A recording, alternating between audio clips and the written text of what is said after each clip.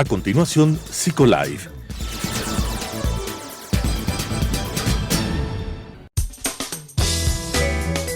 Clasificación A. Apto para todo público.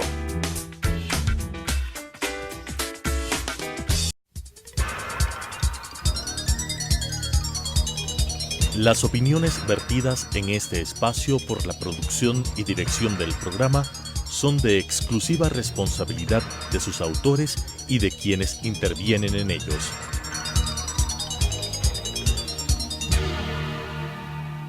Telesucesos Canal 29 UHF presenta Psicolife, un programa creado para hablar de psicología desde una vertiente científica pero amena con la conducción de la doctora Elizabeth Montenegro. Psicolife. Cuando hablamos de una relación de pareja, esperamos que esta relación se base en la confianza, en la comunicación que tanto hombre como mujer deben tener para que la relación se vaya dando satisfactoriamente. Sin embargo, muchas veces esta situación no fluye. A veces empiezan a existir dudas, empiezan a existir temores y inseguridades también frente al cariño del otro, frente a las cosas que la otra parte de la pareja está haciendo, y entonces surgen los celos. Los celos que se transforman muchas veces en un fantasma que ronda la relación y que daña muchas veces este tipo de vínculos. Hoy, en Psicolife, cambiando tu vida desde tu mente, vamos a hablar justamente sobre los celos y cómo ellos afectan o pueden afectar la vida de pareja. Para eso quiero dar la bienvenida a este querido amigo y un gran profesional. Él es Jacobo Recalde. Él ha estado ya en algunos programas de Psicolife y hoy le hemos invitado para abordar este tema. Jacobo, bienvenido, qué gusto tenerte acá. Muchas gracias, Liz. Creo que es importante primero enmarcar lo que sucede alrededor del origen de la palabra celos como tal. No voy a meterme en temas epistemológicos, ni filosóficos, ni de ese tipo de cosas, sino más bien vamos a hablar un poco de qué significa tener celos. Perfecto. Básicamente, los celos tienen una característica interesante y es importantísima en términos evolutivos. Las especies, sobre todo las especies de primates, desarrollan emociones relacionadas con los celos porque primero tenemos una fuerte herencia genética que nos hace ser territoriales. Y por otro lado, cuando nosotros ingresamos en relaciones o en vínculos afectivos, básicamente los celos cumplen una función de protección acerca del vínculo. ¿Qué quiere decir esto? El sentirme celoso o el que la persona se sienta celosa implica que yo me siento atraído, vinculado o compenetrado con la persona con la cual o hacia quien tengo celos. Y eso te da una sensación también como de posesión, ese vínculo te da una sensación de posesión de la otra persona, porque cuando tú hablas de los celos, yo pensaba también en los celos que los niños sienten, por ejemplo, hacia mamá o hacia papá, o con sus hermanos también, por tener el cariño de ellos, y es una forma de vínculo también. Y está vinculada también con esa posesión, en este caso en la relación de pareja, decir, él o ella es mío, me pertenece a mí, su afecto me pertenece a mí y no puede ser de nadie más. O es hacia mí, ¿no es cierto? Entonces, claro, en esa lógica lo que sucede es que los primates y específicamente los humanos protegemos los vínculos de tal manera que se perpetúen en el tiempo, ¿ya?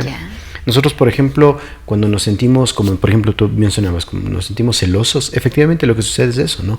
De alguna manera esos celos nos permiten garantizar que esos vínculos van a estar ahí presentes y disponibles para nosotros.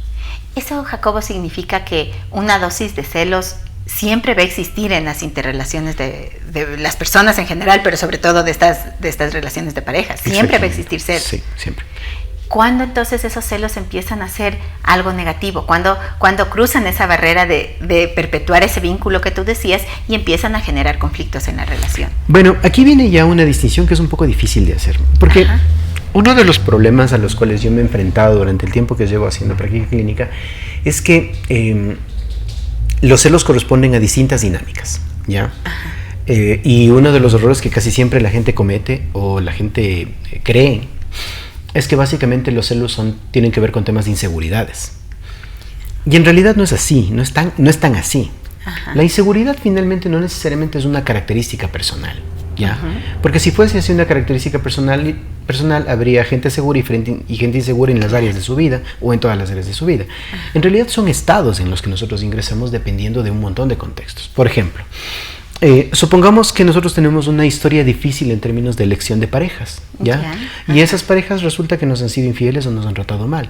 Cuando ingresamos a un nuevo vínculo con una pareja, si nosotros tenemos algunas dificultades para generar esa diferenciación entre lo que pasó antes o las experiencias pasadas y la experiencia presente, entonces a lo mejor nosotros abordamos la relación desde cómo antes era funcional, y a lo mejor mis celos o las inseguridades en las que yo ingresaba de manera más o menos constante, producto de la relación que tenía con esa persona, se empiezan a manifestar ya más como una respuesta automática frente al simple hecho de estar en una relación.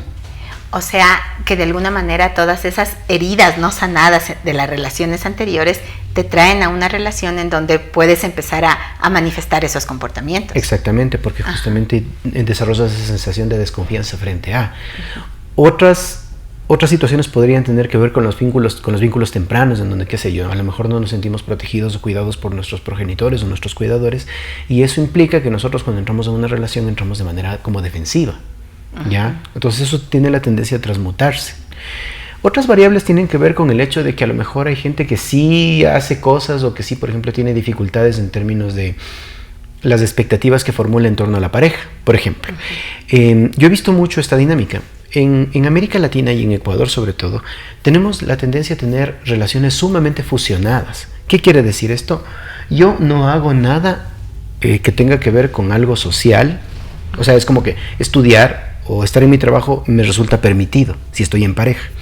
Pero si, por ejemplo, tengo una fiesta, tengo un programa, tengo alguna cosa, tengo un almuerzo, alguna cosa por el estilo, yo eso jamás lo podría llegar a hacer, porque eso implica que tengo que incluir a mi pareja en ese programa o en ese cóctel. Y está mal visto también de alguna manera que si tienes una pareja te vayas a divertir solo, sola, cuando no estás con ella. Eso significa que estas relaciones, así como que tan simbióticas de alguna manera, no son saludables. Por supuesto, porque en realidad lo que hacen es que la pareja de alguna manera perpetúa esta creencia extraña de es que no me da mi lugar. Entonces, claro, si esa persona tiene un ápice de independencia, el no me da mi lugar termina convirtiéndose en una cuestión como de pseudo traición. Ya. Cuando finalmente no necesariamente tiene ese significado. Claro. ¿Ya? Entonces, ¿qué pasa? Qué sé yo, la independencia se convierte en una especie de amenaza para la relación. Y lógicamente el sistema, o nosotros evolutivamente, como te decía, tenemos esta función de los celos que hace que cuidemos nuestros vínculos. Ergo, la respuesta es que yo voy a tratar de cuidarte. ¿Y cuál es cuidarte? Exigirte que me des mi lugar. Y que no vayas, y que tu círculo social se desenvuelva en el mismo en el que yo estoy desarrollando. Ahora, eso lleva justamente cuando tú hablabas de la independencia, y por eso hablaba del círculo social, porque si hablamos de una suerte de independencia, de estar juntos, sí, pero a la vez respetar esos espacios, también tenemos que entender que si tú tienes un espacio, necesariamente vas a tener otro tipo de amistades, que no solamente tienen que ser de tu mismo género, que van a ser del otro género, y allí es donde cualquiera de los dos, hombre o mujer, empieza a sentir más de esa amenaza, ¿no es cierto?, del otro, de que se está riendo mucho, de que recibe un mensaje o de que recibe una llamada. Y por eso yo decía al inicio del programa, los celos se empiezan a convertir como un fantasma, ¿no? Y un pensamiento recurrente también en ese sentido. Por supuesto, porque ahí tiene que ver justamente con esos aspectos. Imagínate si, por ejemplo, ingresas en una relación de pareja con situaciones difíciles del pasado, y encima esta pareja tiene la tendencia a no manifestarse en términos de como asuntos de expectativas. ¿Qué es lo que sucede? Conflicto. Porque en realidad lo que sucede es esto. O sea, lamentablemente alrededor de la pareja también hay el tema de pareja está lleno de estereotipos. ¿Sí? La gente, por ejemplo, dice, es que lo que falta en la pareja es comunicación. De hecho, las parejas que más se pelean son las que más se comunican las cosas. Se comunican sus incomodidades. Claro. ¿Me entiendes? Entonces, no necesariamente eso implica que estén bien las cosas. O que esté una mala relación. Exactamente. También, ¿no? Puedes comunicarte un montón de cosas que no necesariamente eso te vincula. Lo que te vincula son aspectos comunes que tenemos en torno al crecimiento. Esos aspectos también están mediados por cuán cercanos sean estas cosas en común con mi pareja, o cuán lejano sea. O sea, no importa si me parezco mucho o no me parezco tanto, eso también es un estereotipo, ¿ya? Entonces aquí viene el tema. Las expectativas que yo tengo, que me formulo yo como pareja, son aquellas que pueden llevarme a pensar que la otra pareja no me está dando lo suficiente, ergo me hace sentir inseguro, y por lo tanto desarrollo celos. Ahora, muchas veces, claro, esta consecuencia lógica que tú nos vas mencionando y que es como una cadena, ¿no es cierto?, que se va dando, también tiene como grados, podríamos decir, porque de pronto tú empiezas a ver en una relación, al inicio tal vez de los celos, se enoja tal vez alguien, se va de ese lugar y demás. Pero muchas veces vemos en la cotidianidad estas parejas que empiezan a aumentar y después se transforman en una suerte de obsesión, de dramas que de pronto te van haciendo, de escándalos que a veces vemos por el simple hecho, qué sé yo, de saludar a alguien o de estar conversando con otra persona sin que necesariamente haya habido algo que pueda probar una suerte de infidelidad. Justo. Eso significa que entonces la relación se va enfermando más y la persona que tiene o que empieza a demostrar estos comportamientos celosos hacia su pareja puede ir en aumento cada vez. Sí, porque verás, aquí lo que sucede es esto. Hay celos que probablemente, o sea, hay celos que evidentemente sostienen muy bien la pareja, ¿no? Porque, qué sé yo, el hecho de que tu pareja se sienta celosa de ti implica que le importas. Claro. Y el mensaje es, sí me importas. Si el otro siempre da un mensaje de, no, todo bien, haz lo que quieras, uno da la sensación de, bueno, y mucho más, como te decía, en sociedades en donde las relaciones no son tan fusionadas, ¿no? Uh-huh. Entonces ahí empieza a aparecer esta otra lógica. Pero claro, esto tiene la tendencia a ir generando un sistema de crecimiento y un sistema de significados que se vuelve más profundo. ¿Sí? Uh-huh. Porque en un contexto determinado una persona no es que únicamente se ve no visibilizada, sino que empieza a tener la fantasía de que empieza a competir con otras personas por el afecto de esta persona. Que no necesariamente existen muchas veces, ¿no? Exactamente, justo. Ajá. Y además ahí viene una cuestión que es más complicada, porque yo empiezo a reflejar la sensación de ambivalencia que yo tengo frente a las acciones de mi pareja. Por lo tanto, si es mi sensación de ambivalencia en relación a la pareja, el producto final de eso es que no importa lo que el otro haga, igual el mensaje siempre va a seguirse transmitiendo de la misma manera para mí. Porque probablemente ya de manera más inconsciente hay algunos aspectos de la conducta de la persona, de tu pareja, que terminan siendo cosas que te terminen inquietando, ¿sí? Pero es que no es que los detectas de manera como directa o diametral. Por eso muchas veces la gente se da cuenta y dice, sí, yo me doy cuenta de que no está haciendo nada mal, le confío, pero sin embargo no puedo. Claro. Y es algo muy común, ¿no? Exacto. Decir no puedo. Ahora, vamos un poco a las soluciones. Tenemos como que el panorama amplio, pero las soluciones, porque a veces uno piensa en las soluciones, bueno, deja de a la persona que está generando entre comillas esos celos, deja de hacer cualquier cosa que genere eso, ¿no? Suspende amistades, no salgas con nadie más, no envíes mensajes a otras personas, como que transformar en su mundo o girar el mundo en torno a la persona, en torno a su pareja. Y a veces se traduce en eso. Entonces, no quieres tener problemas, no hagas ese tipo de acciones.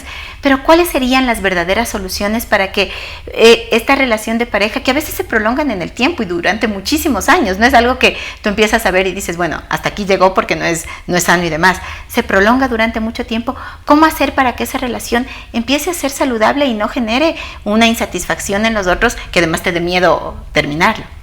Claro, verás, ahí viene una cuestión que siempre es importante. Puede ser que ocurra 1, 2 o 3 veces, ¿me entiendes? A lo largo de la relación de la pareja. Este fenómeno de estos reclamos sobre por qué no hiciste esto, o que yo esperaba este tipo de cuestiones de ti, que hasta cierto punto es lógico que eso suceda, porque un vínculo no es sencillo de sostener, claro, más aún en la vida moderna, ¿no? Uh-huh. En donde nosotros sí tenemos la sensación de que podemos liberarnos de los vínculos mucho más que antes, ¿no? Antes, claro, las tradiciones de alguna manera sostenían los vínculos. Claro, por supuesto. Bueno, no sé si el vínculo, por lo menos sostenían las relaciones. Claro. Ahora, en cambio, los vínculos tienen la tendencia a ser más frágil. Por eso, cuando te casas, hay un 50% de probabilidades de que te divorcies, claro, al primer año, ¿no? Uh-huh. Entonces, claro, creo yo que eso también transmuta en términos de cómo uno se siente elegido.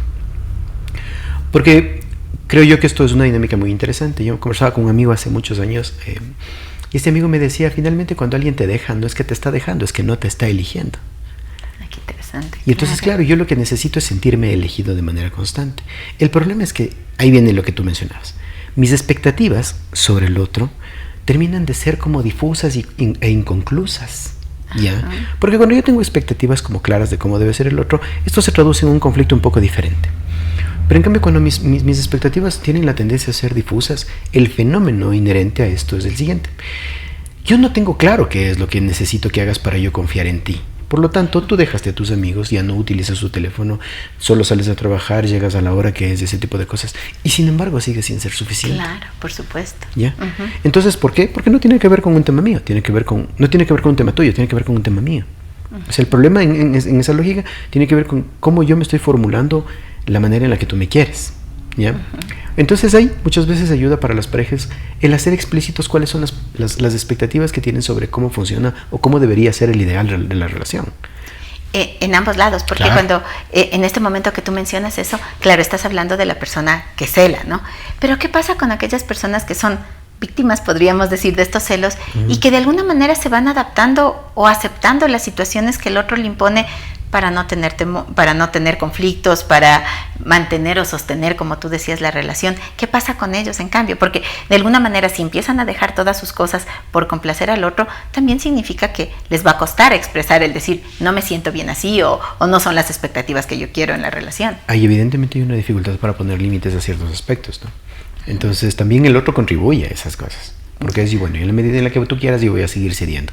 El problema es que el otro no se da cuenta que ceder es una cadena que nunca termina. Claro, porque tú decías bien, claro, cada vez va a haber algo más que te produzca celos. Exacto, y por más, o sea, la única fórmula en la cual quizá, y ni siquiera es así, es básicamente que ambos estén en casa juntos todo el tiempo.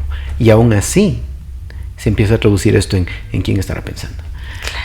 Claro. Entonces el otro también no ayuda demasiado en el momento en el que cede excesivamente.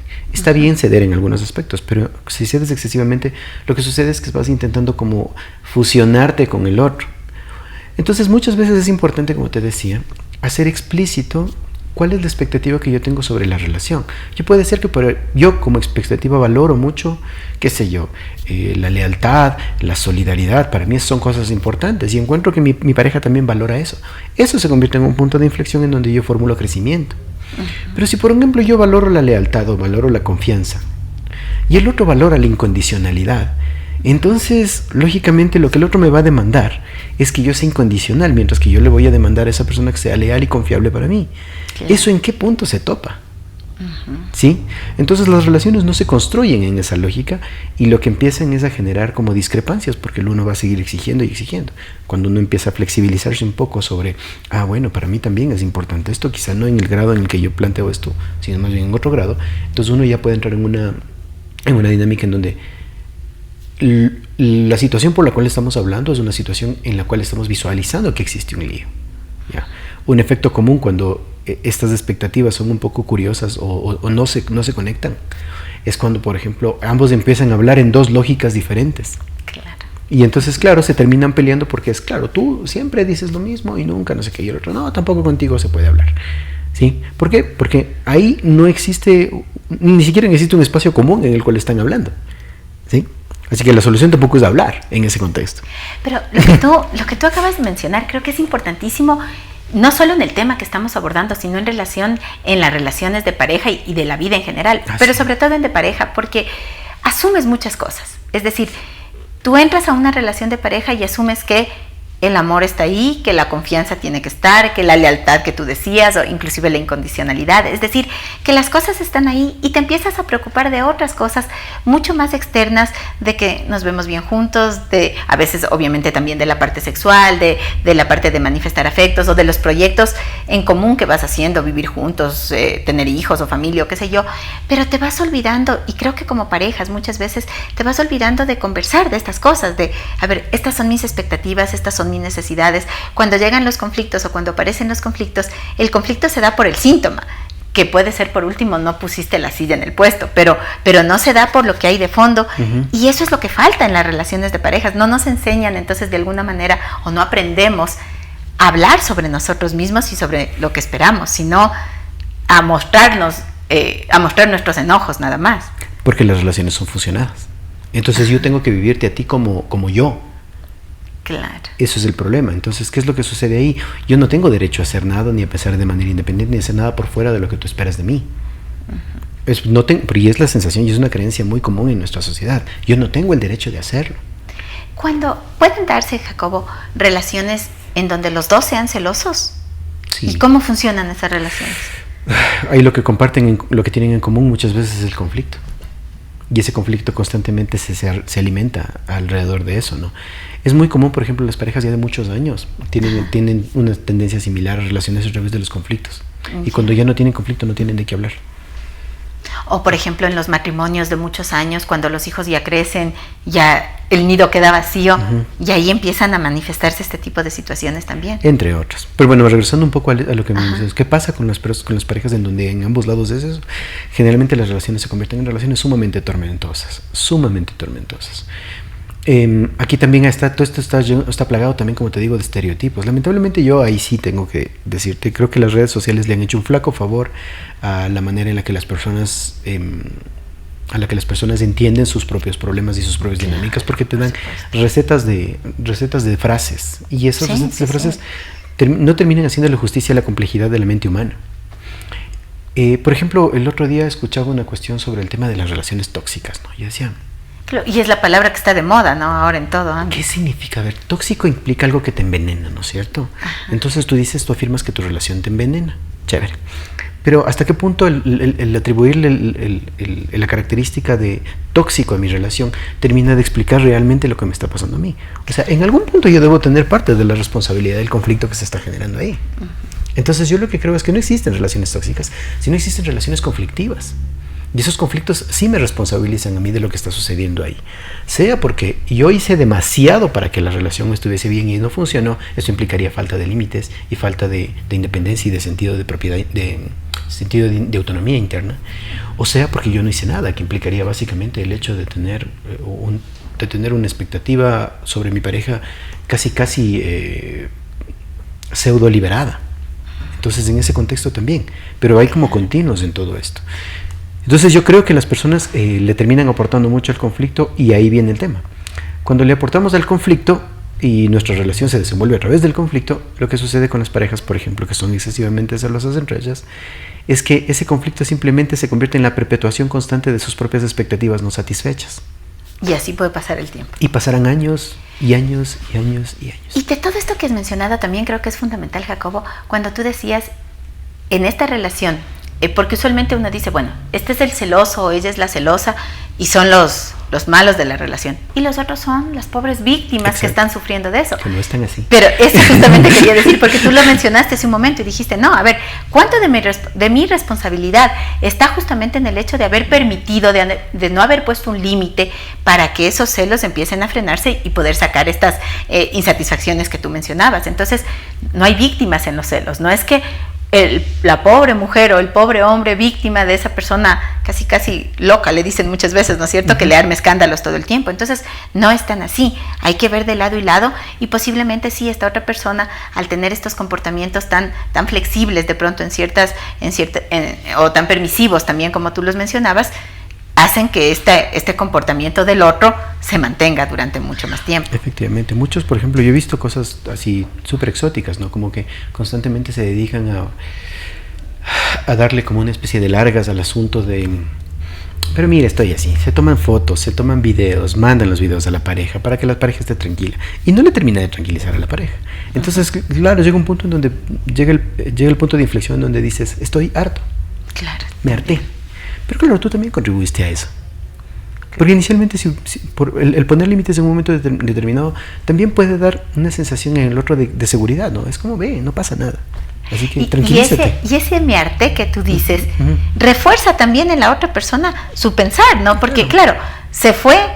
Y claro, yo tenía razón, porque justamente por todo lo que yo, ni siquiera asumes, ¿no?, que por todo lo que yo estaba haciendo, sino porque no le supe cuidar lo suficiente, y por eso se hartó y se fue, y ahí se reforzó mi comportamiento o mis acciones que yo tenía. Entonces, claro, es una situación bastante compleja. Nosotros vemos, y a veces hasta canciones tenemos en relación a los celos y demás, pero a veces lo vemos como algo superficial, o a veces también lo vemos como romántico, ¿no? O sea, qué lindo que te celen y demás, pero en realidad estamos viendo que eso va trayendo debajo una serie de conflictos que pueden llegar a desbordarse y a desbordar la relación.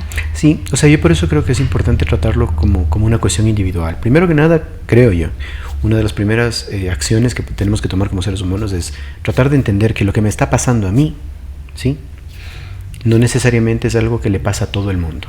O sea, yo lo siento, o mis celos probablemente tienen una característica muy particular. Sí, o sea, la sensación probablemente es la misma, o son bastante similar entre todos. Pero mis celos tienen una característica bastante similar. Pero tienen sus propias particularidades y están motivados por distintas situaciones, ¿ya? Por ejemplo, te cuento un caso que yo ya tenía hace mucho tiempo. Conocí a una persona que tenía más o menos unos 32 años de edad, y esta persona lo que me decía es, lo que pasa es que me ha ido mal con las parejas, y se sentía justamente celosa. Y de repente entró en un vínculo en donde la situación cambió. Entonces ella me preguntaba a mí, más que con consternación, como con inquietud, oye, pero yo no entiendo por qué con él no me pasa lo mismo que me pasaban con estas otras personas. Y ahí viene el tema de lo que hablaba, ¿no? Esos mensajes implícitos que uno sin querer termina dando. Entonces la situación es que confiaba mucho en esa persona porque había características de esa persona que se conectaban en ese espacio relacional del que te estoy hablando. Entonces, claro, en ese contexto estas inseguridades de las que ya hablaba constantemente estaban más enmarcadas en el hecho de que en el fondo me empiezo a dar cuenta que no tengo nada, no comparto nada con esa otra persona, y el amor que nos une inicialmente, claro, solo es eso, pero no está amalgamado, ni está teñido, ni está matizado por ningún otro elemento común. Jacobo, qué interesante lo que hemos conversado ahora. Bueno, siempre el tiempo se nos queda cortito, pero creo que sintetizar algunas cosas, ¿no? El hecho de entender que los celos son parte propias de la especie humana, pero que no es algo que en un momento determinado tenemos que permitir que se mantenga o que dirija o que comande la relación. Las personas que tienen celos pueden tener una serie de historias antes de ellas que hacen justamente que no entren en sintonía con esta pareja con quien están formando un vínculo. Y aquella persona que sufre por el acoso de los celos de su pareja está dando a demostrar de alguna manera que no ha puesto los suficientes límites en la relación, que estas relaciones muy fusionadas, nos decía Jacobo, son relaciones que conducen justamente a este tipo de situaciones. Creo que resumí ahí un poco lo que conversamos. Este programa lo hicimos justamente gracias a sus sugerencias, gracias a sus comentarios y gracias también por habernos acompañado hoy en Psicolife, cambiando tu vida desde tu mente. Gracias a ti, Jacobo, y les esperamos a seguirnos a través de les invitamos a seguirnos también a través de nuestras redes sociales, a través de Facebook en SEADI Psicología, a través de YouTube en Telesucesos Psicolife y también a través de Instagram en Psicolife SE. Hasta una próxima. Las opiniones vertidas en este espacio por la producción y dirección del programa son de exclusiva responsabilidad de sus autores y de quienes intervienen en ellos.